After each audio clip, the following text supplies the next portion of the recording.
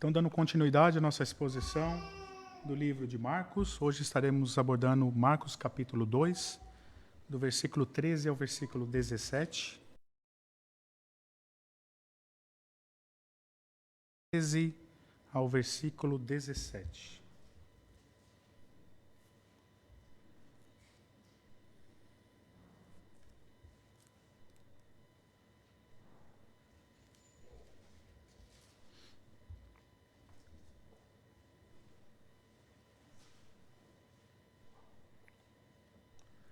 De novo saiu Jesus para junto do mar, e toda a multidão vinha ao seu encontro, e ele os ensinava. Quando ia passando, viu a Levi, filho de Alfeu, sentado na coletoria, e disse-lhe: segue-me. E ele se levantou e o seguiu. Achando-se Jesus à mesa na casa de Levi, estavam juntamente com ele e com seus discípulos muitos publicanos e pecadores, porque esses eram em grande número e também o seguiam. Os escribas dos fariseus, vendo comer em companhia dos pecadores e publicanos, perguntavam aos discípulos dele: por que come e bebe eles com os publicanos e pecadores? Tendo Jesus ouvido isto, respondeu-lhes: os sãos não precisam de médico, e sim os doentes. Não vim chamar justos, e sim pecadores. Senhor, graças te damos, Pai, pelo teu evangelho, por essa palavra, Senhor. Pedimos, Pai, que nessa noite o Senhor abra o nosso entendimento, abra o nosso coração, Pai, para que nós possamos entender o seu evangelho, Pai. E que nós não venhamos apenas entender, Pai, mas que nós possamos ser praticantes, Pai. No nome santo de Jesus que nós oramos e agradecemos. Amém. Então, no capítulo 1, meus queridos, nós vimos que Jesus saiu de Cafarnaum para ir a uma turnê, para pregar a palavra nas povoações ali vizinhas da Galileia. E na mensagem passada, no início do capítulo 2, que nós abordamos do versículo 1 ao versículo 12, vimos que Jesus mais uma vez ali voltou a Cafarnaum, onde ele não somente ali curou um paralítico, mas primeiramente, e para ali a loucura dos fariseus, ele perdoou os pecados daquele homem. E notem que esses fariseus ali, que ficaram indignados com o Senhor Jesus por ele ali ter perdoado o pecado, os pecados daquele pobre homem, já estavam ali observando o Senhor Jesus. Isso porque já tinha muita gente seguindo o Mestre Jesus. E aí, obviamente, os líderes religiosos ali da época ficaram extremamente preocupados com essa situação. Quem era esse homem? Quem é esse Jesus que está todo mundo seguindo? O que esse homem está querendo? O que ele está pregando? E começaram ali a ir atrás do Senhor Jesus, para apurar os fatos. Eles queriam saber mais o que estava acontecendo e quem era aquele homem. E foi quando eles se depararam com o Mestre Jesus, perdoando os pecados daquele homem. Eles ficaram ali revoltados com a situação, questionando quem é esse homem para perdoar pecados, pois apenas Deus pode perdoar pecados.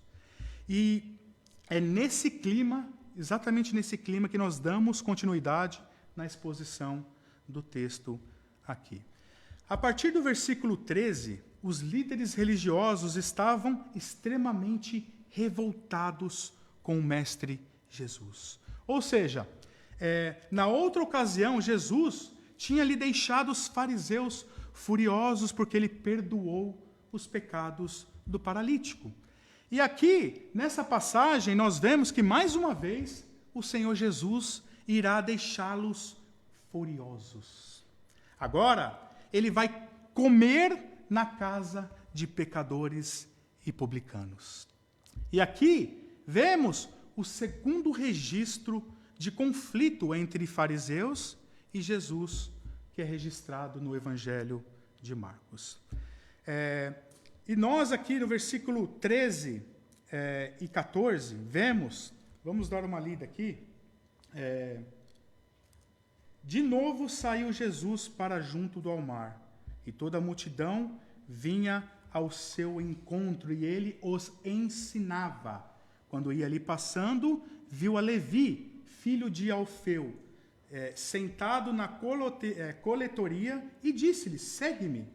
E ele se levantou ali e seguiu Jesus. Aqui Jesus chamou outro discípulo para o seu grupo. Lembrando que até então aqui ele já tinha recrutado Pedro, André, Tiago e João, que vimos já, né, no capítulo 1, dos versículos 16 ao versículo 20. E este outro homem que Jesus chamou se chamava Levi. E o texto nos diz ainda que ele era filho de uma pessoa chamada Alfeu. Esse Levi, que Jesus chama aqui, né, ele, na verdade, tem um outro nome, que nós vemos que é relatado no Evangelho de Mateus.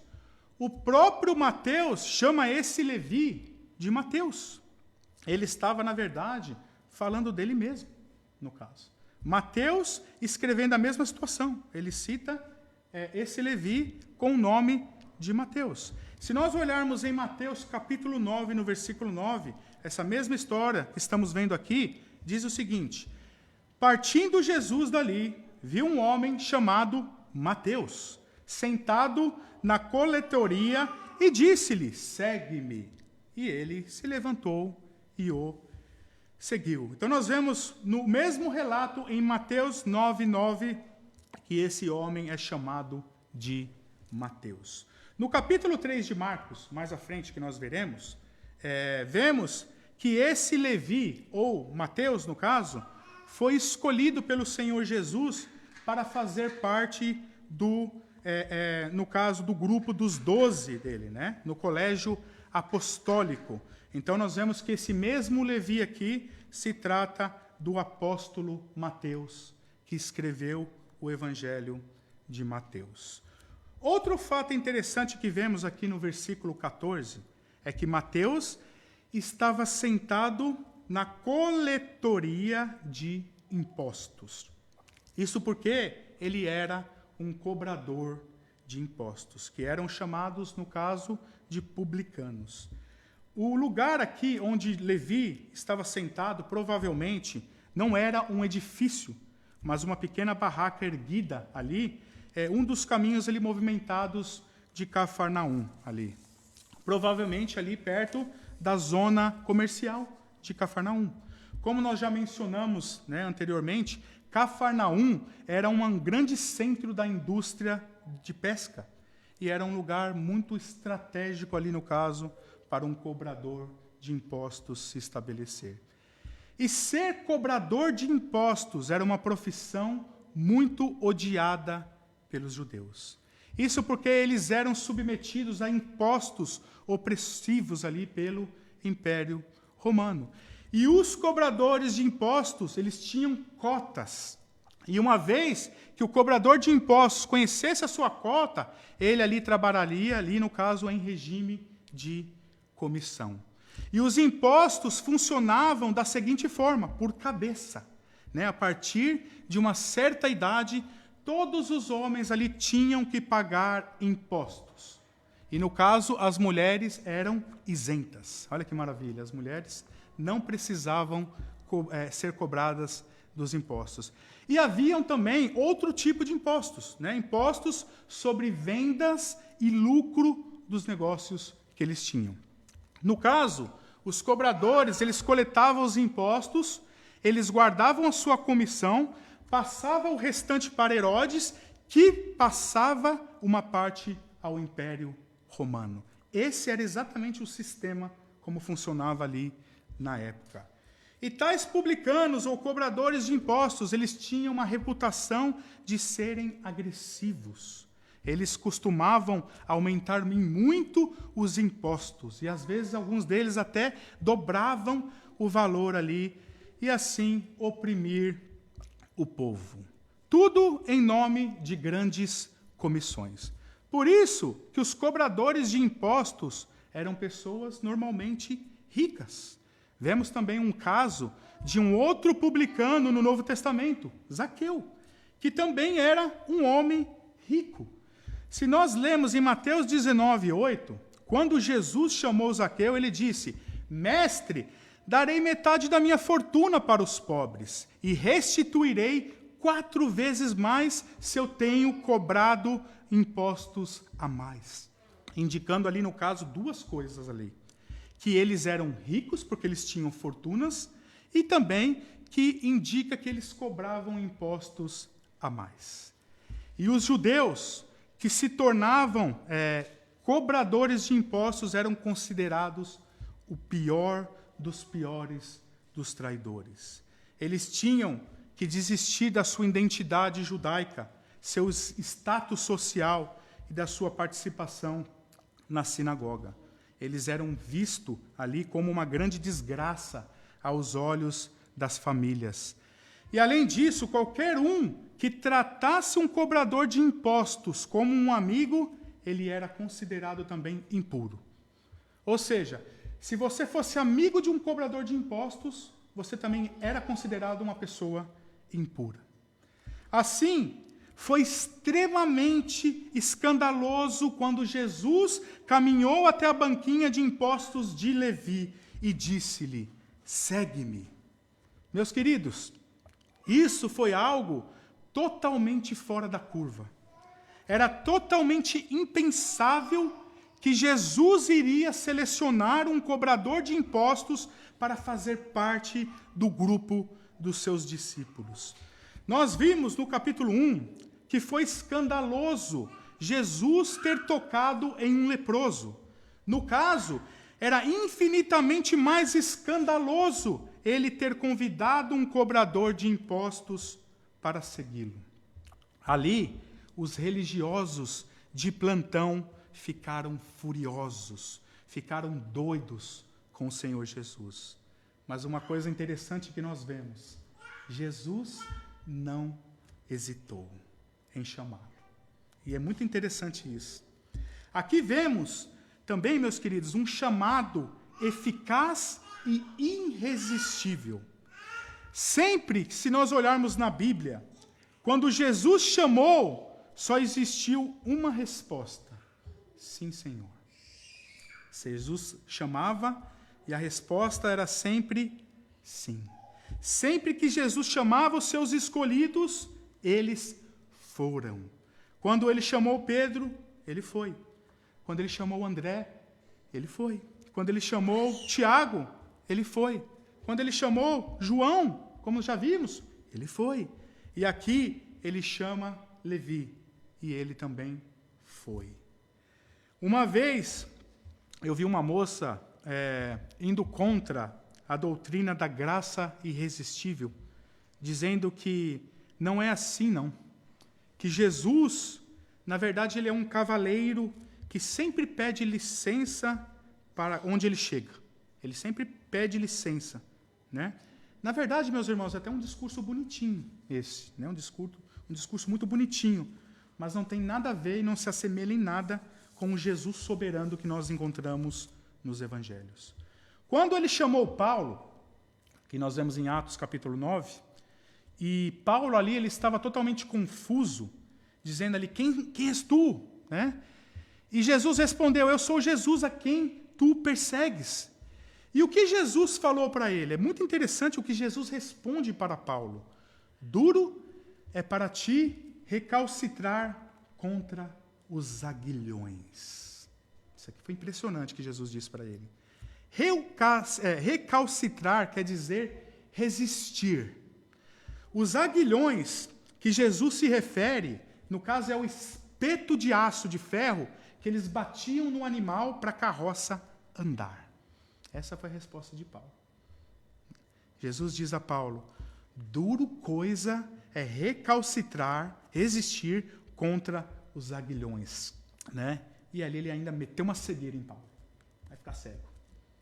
Esse é o Jesus da Bíblia. É assim que nós vemos Jesus. Onde os seus propósitos nunca se frustram.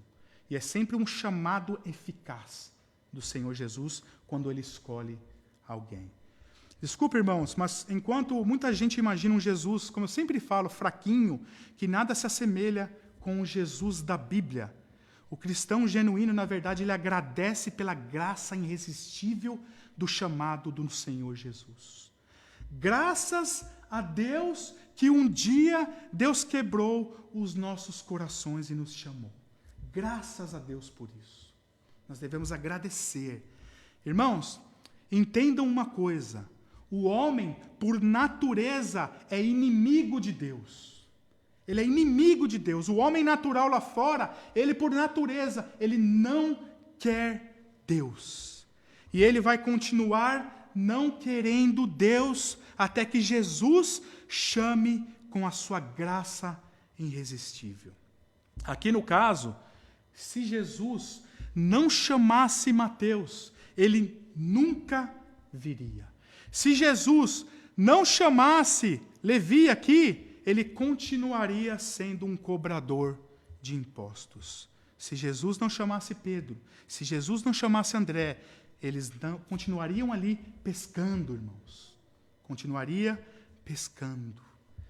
E se Jesus não chamasse você e eu, nós nunca teríamos vindo. Irmãos, não me entendam errado.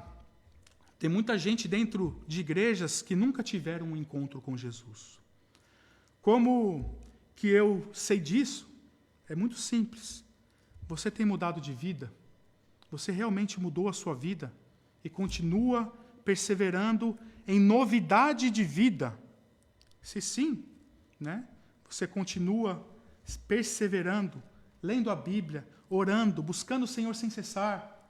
É essa a sua vida? Você segue buscando Deus em tudo que você faz? O seu interesse pelas coisas de Deus mostra o quanto você anda com Ele. E é muito importante que nós venhamos entender isso. Tem muita gente que vem até para a igreja, mas passa o ano inteiro longe de Deus. Se esse é o caso de alguém, até aqui, eu encorajo a você realmente rever a sua condição com Deus. Porque você não pode um dia ter encontrado com o Senhor Jesus, ter atendido o seu chamado irresistível e ter se tornado indiferente para com Ele. Porque se esse é o caso, talvez você nunca encontrou o Senhor Jesus verdadeiramente. Notem que uma vez que Paulo, Pedro, Mateus, João, Tiago, André, Bartolomeu, Tomé encontraram Jesus, eles nunca voltaram atrás. Eles nunca olharam para trás. Eles foram até o final com Cristo e todos morreram pela causa do Evangelho. Entendam uma coisa. Deus, meus irmãos, e essa é uma lição importante, Deus é soberano em tudo o que Ele faz. Esse é o Deus da Bíblia. Esse é o nosso Deus, que nada escapa dos seus planos. Os seus planos nunca são frustrados. E Ele também é soberano quando Ele chama. Ele é soberano. Esse ensinamento da graça irresistível foi um dos pontos defendidos pelos reformadores no Sínodo de Dort contra as heresias dos discípulos de Jacobus Arminius, que enfatizava contra a soberania de Deus em tudo que Ele faz. Muito importante nós entendermos isso. Deus é soberano em tudo que Ele faz, inclusive em seu chamado. Lembre-se de Jonas. Lembre-se de Jonas. Vai pregar para Nínive, Jonas. Não vou, Senhor. Fugiu, né? Ele fugiu, entrou no barquinho e o Senhor ali, peixe grande, pega o fujão. Vai pregar sim. Vai pregar sim, porque eu estou mandando. Quem manda aqui é o Senhor dos Exércitos. Essa é a situação ali. E no final do livro de Jonas é muito interessante que nós vemos que o fujão emburrado, né, ficou emburrado, porque Deus foi compassivo e perdoou ali o povo cruel de Nínive. Os propósitos do Senhor nunca são frustrados pela vontade do homem. Esse sim é o Deus soberano da Bíblia. E Ele é soberano em tudo o que Ele faz. Outro fato acerca do seu chamado é que Jesus não enxerga como os homens, Normalmente, o homem, a sociedade, ele exalta os que têm status, pessoas importantes, e normalmente menospreza o pobre e o humilde. Deus, no entanto, ele olha para o coração do homem, sempre para o coração e não para a aparência. E Jesus não fazia acepção de pessoas. É interessante como os santarrões religiosos, cheios de status, Jesus só dava pancada neles. Por um outro lado, na maioria dos casos, ele chamava os simples, os humildes, os pecadores, como André, como Pedro, como João, Tiago, e eles atendiam o chamado do Senhor. E é até o desprezável cobrador de impostos, Mateus. Venha, Mateus. Eles ouviam a voz do bom pastor e eles iam imediatamente. É muito interessante, se nós analisarmos o Evangelho de Marcos, essa é a palavra preferida de Marcos. Imediatamente, imediatamente, imediatamente. E tudo isso era mostrando fatos de Jesus. Imediatamente eles iam, imediatamente. Né? Uma palavra muito interessante para ser analisada no Evangelho de Marcos. Eles iam, eles ouviam a voz do bom pastor. E fato interessante, Jesus sabia quem ele chamava e Jesus sabia quem ele repreendia. Porque Jesus não olha para a aparência. Jesus não fazia média com ninguém, irmãos. Jesus não fazia média. Jesus olhava para os corações. Aqui um ensinamento que nós, como cristãos, deveríamos aplicar. Olhar menos para a aparência e olhar mais como Jesus olhava, para o coração, para a simplicidade, para a humildade.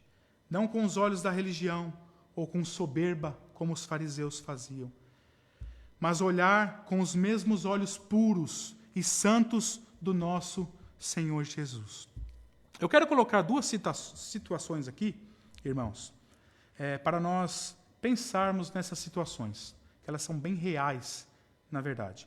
Você alguma vez já viu um mendigo na rua e foi conversar com ele? Eu quero que você pense nisso. Se você já fez isso, eu quero que você pense qual foi a última vez que você fez isso.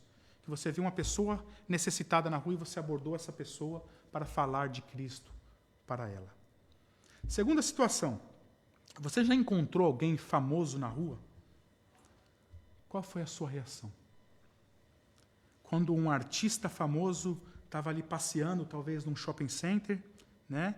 Ali muitas pessoas correndo atrás dele, pedindo autógrafos, né? Gente correndo para tudo que é lado, isso é muito comum.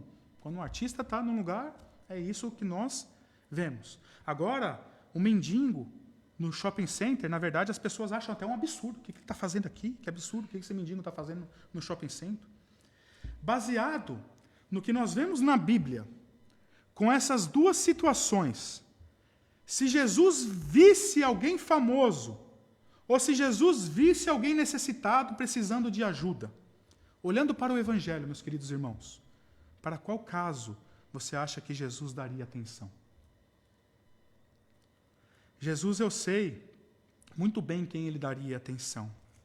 Ele pegaria na mão do mendigo e chamaria todo o resto de raça de víboras, de idólatras. Era isso que Jesus faria. É isso que ele fez, meus queridos, no Evangelho. E você? Quem você daria atenção? Para o artista? O pregador gospel preferido, talvez? Ou para o pobre necessitado? Dependendo da sua resposta, você pode claramente ver se você se enquadra aos moldes desse mundo ou se você se parece com o Senhor Jesus Cristo. No versículo 15, nós vemos aqui, para piorar a situação, depois de ter chamado Levi, um cobrador de impostos, odiado ali pelos judeus, Jesus vai mais além. Ele foi jantar na casa de Levi. E nesse jantar que Levi ofereceu a Jesus, vemos alguns personagens aqui. Alguns discípulos de Jesus estavam presentes, muitos publicanos, que eram provavelmente ali colegas de profissão de Levi, que ele queria que conhecesse ali o Mestre Jesus. E também ali nós vemos muitos pecadores. Muitos pecadores estavam ali presentes. Aqui algo para nós refletirmos. Por que a Bíblia chama um grupo específico aqui de pecadores? Afinal de contas, ali, tirando Jesus, obviamente, não eram todos pecadores? Eram. E por que um grupo apenas específico é chamado de pecadores? Por que aqui, no caso, não falou Jesus estava ali e o resto um monte de pecadores? Mas falou dos publicanos, os discípulos de Jesus, que eram pecadores também, e chamou um grupo específico ali de pecadores. Pecadores aqui não quer dizer porque eles viviam, no caso, num pecado desenfreado, mas porque, no caso aqui, eles não cumpriam as leis exigidas pelos fariseus. Os fariseus, no caso, onde Deus tinha falado suas leis, eles criaram leis mais rígidas ainda. Por isso que muitas pessoas, erroneamente, acham que Jesus estava sempre ali negando a lei, quando ele estava confrontando os fariseus. Ele faz isso com muita frequência. Na verdade, Jesus seguiu tudo que estava na lei de Deus. Não somente ele seguiu, mas ele foi o único que conseguiu cumprir toda a lei de Deus. O que Jesus, na verdade, refutava não era a lei de Deus, mas os acréscimos que os fariseus acrescentavam na lei de Deus. Onde Deus tinha deixado o povo livre, eles traziam jugo para as pessoas. A palavra fariseu, ela é derivada de uma palavra hebraica que significa separado. Os fariseus, eles estavam fortemente ali empenhados em manter a lei de Deus e eles acreditavam que a salvação vinha por se distanciar de qualquer um que não observavam a lei. Por isso que para eles, a fim de manter a santidade, não podiam se comunicar também com pecadores. E essa seita dos fariseus, ela surgiu no ano 1060 a.C., quando ali no Império Grego, eles estavam tentando ali helenizar os judeus. E naquela época existia um grupo muito zeloso que se levantou ali contra o Império Grego. E, inclusive, são 2 livros apócrifos, né, que eu recomendo bastante, que é 1º e 2º Macabeus. E Judas Macabeu foi um dos filhos do sacerdote Matatias, que lutaram ali contra a helenização do povo judeu. Foram muito zelosos, e daí surgiu a seita dos fariseus, que a princípio começaram bem, com muito zelo, mas depois trataram de tacar religião no povo. E começaram a inventar leis que não tinham sido dadas por Deus e impor isso ao povo. E todos os judeus que não seguiam essas leis que os fariseus criaram, eles eram chamados de pecadores. É por isso que aqui é chamado de pecadores. Então, os pecadores aqui não eram pessoas que viviam no pecado necessariamente desenfreado, mas pessoas que não seguiam as leis acrescentadas pelos fariseus.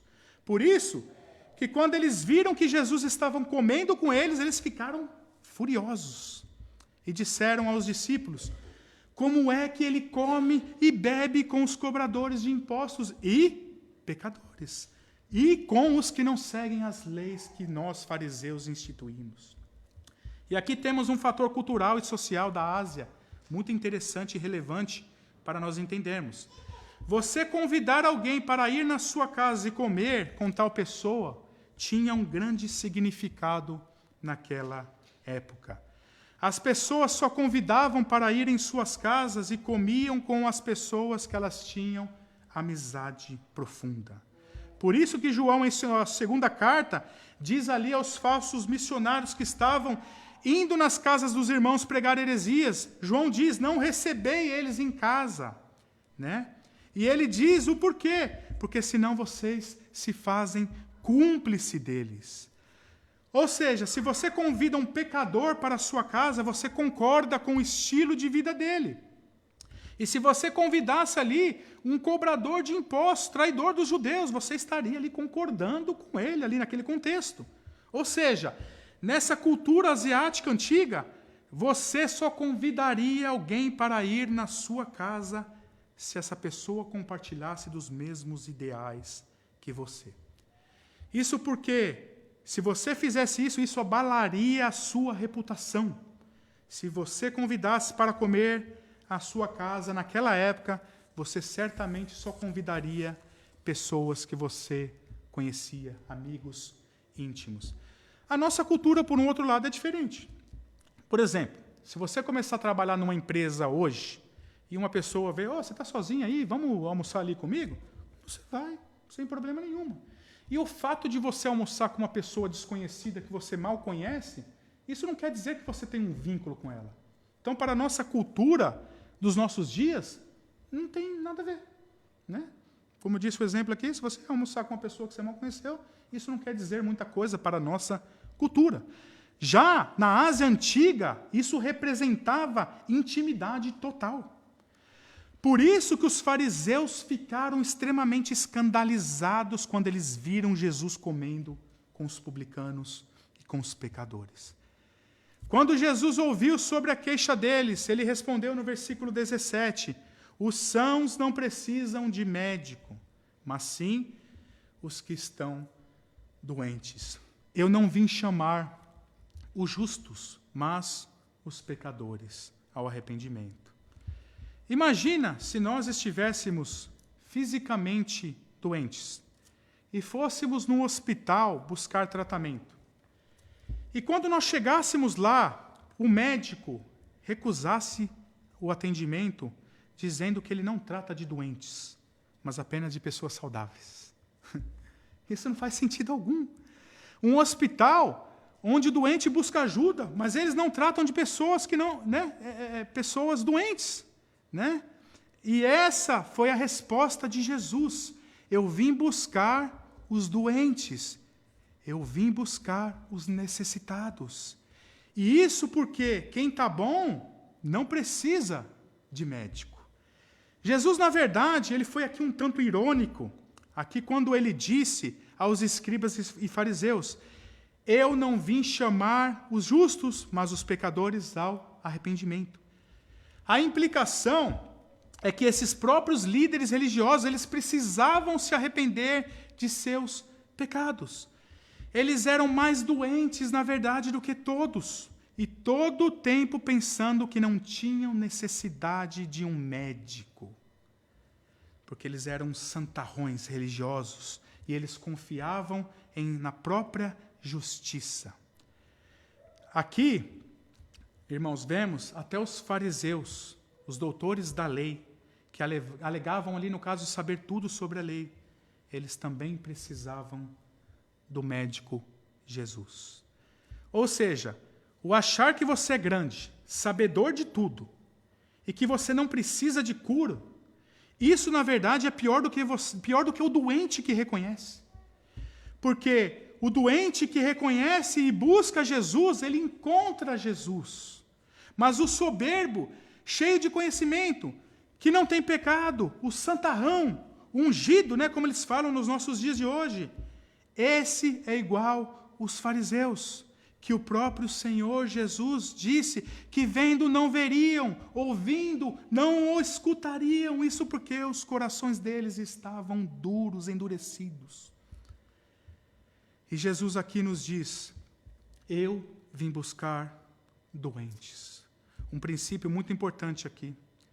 Precisamos reconhecer a nossa condição e nos derramar aos pés do bom médico Jesus.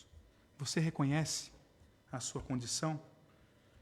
Ou você não vê necessidade de precisar de Jesus? Ou você acha que você é um santarrão? Ou você, como os fariseus, se acha muito justo? Eu sou um trabalhador que vou todos os dias para casa, para o trabalho, do trabalho para casa. Eu vou todo domingo na igreja. Eu não roubo ninguém. Eu não traio o meu cônjuge. Muito bem. Se você não faz isso, continue não fazendo essas coisas. Mas não coloque a sua fé, a sua esperança na sua moralidade. Porque não é por ela que você será justificado.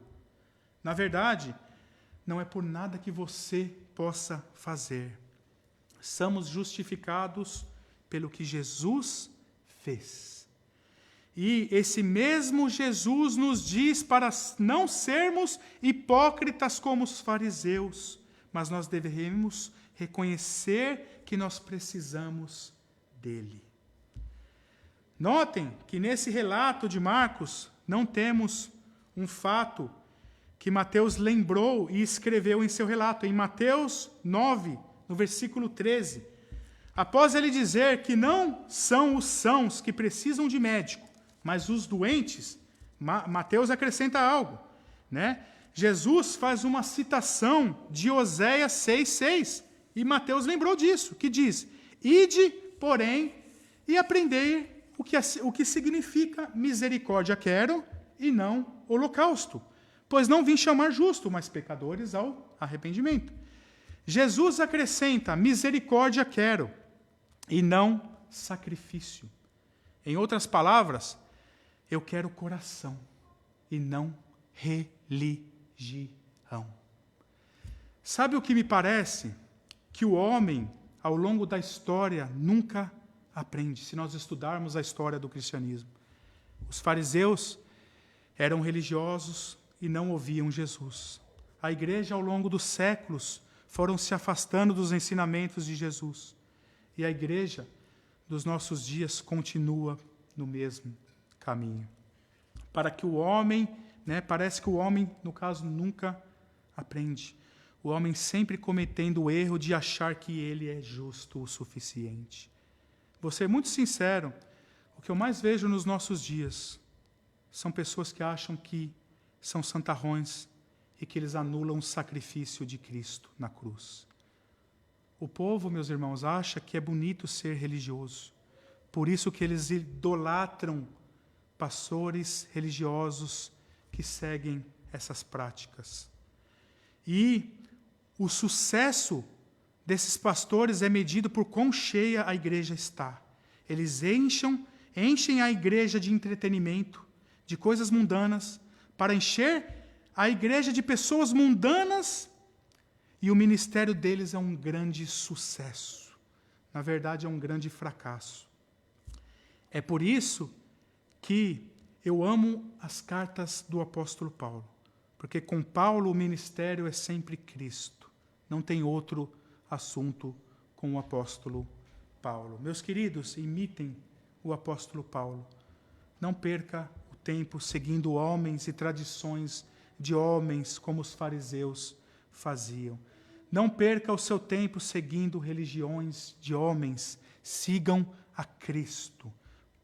Porque na religião dos homens, eles não querem, como Jesus, ajudar as ovelhas necessitadas. Eles querem, na verdade, explorar as ovelhas. A ovelha, na verdade, ela é avaliada pela lã que ela produz. E se a ovelha não produz a lã, eles são deixados de lado.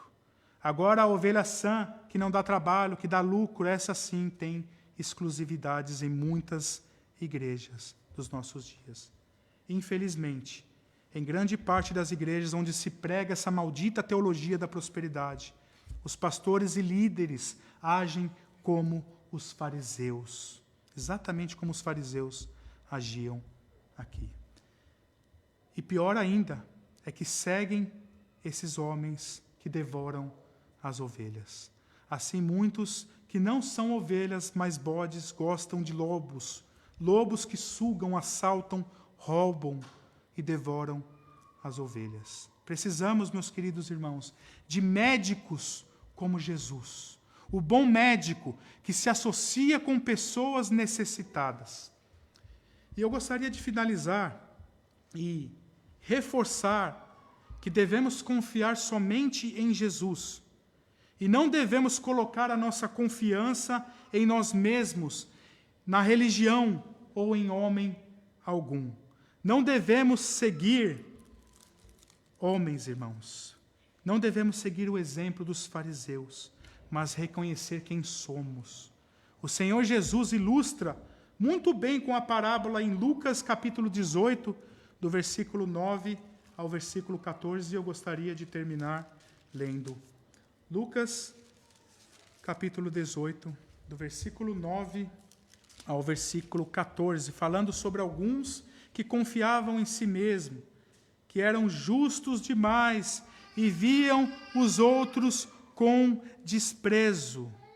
E eu termino dando essa mensagem, Lucas, capítulo 18, do versículo 9 a 14. Propôs também essa parábola a alguns que confiavam em si mesmos, por se considerarem justos e desprezavam os outros. 2 homens subiram ao templo com o propósito de orar, um fariseu e o outro publicano. O fariseu, posto em pé, orava de si para si mesmo desta forma: ó Deus, graças te dou porque não sou como os demais homens, roubadores, injustos e adúlteros, nem ainda como estes publicanos. Jejuo 2 vezes por semana, eu dou o dízimo de tudo o que ganho. O publicano, estando em pé, longe, não ousava nem ainda levantar os olhos ao céu, mas batia no peito, dizendo: ó Deus, sê propício a mim, pecador. Digo-vos que este desceu justificado para a sua casa, e não aquele, porque todo o que se exalta será humilhado, mas o que se humilha será exaltado. Senhor, graças te damos, Pai, pela tua palavra, onde nós podemos aprender, Senhor, como nós devemos agir, Pai. Nos dê a humildade, Senhor, que nós precisamos para seguir, Pai. Nos ensina, Senhor, a não sermos pessoas religiosas, mas nos ensina, Senhor, a confiar cada dia mais no Senhor. Pai, tira toda a hipocrisia que há nas nossas vidas. Nos ajuda, Senhor, a sermos pessoas melhores. Nos ajuda, Senhor, a olharmos para o próximo com compaixão, não julgando, não apontando dedos. Nos ensina, Paizinho, a te adorar em espírito e em verdade. Nos ensina, Senhor, a seguir os teus mandamentos, Pai. Ó, Senhor, tem misericórdia de nós. Pedimos a tua ajuda, Senhor. Sem o Senhor nós não conseguimos, Pai. Nos dê a sabedoria que nos falta, Pai. Nos dê o ânimo que nós precisamos para seguir, Pai. E dessa forma nós oramos, confiando plenamente no Senhor, Pai. Muito obrigado, Pai. Que nós possamos sair dessa noite refletindo no seu Evangelho, Pai.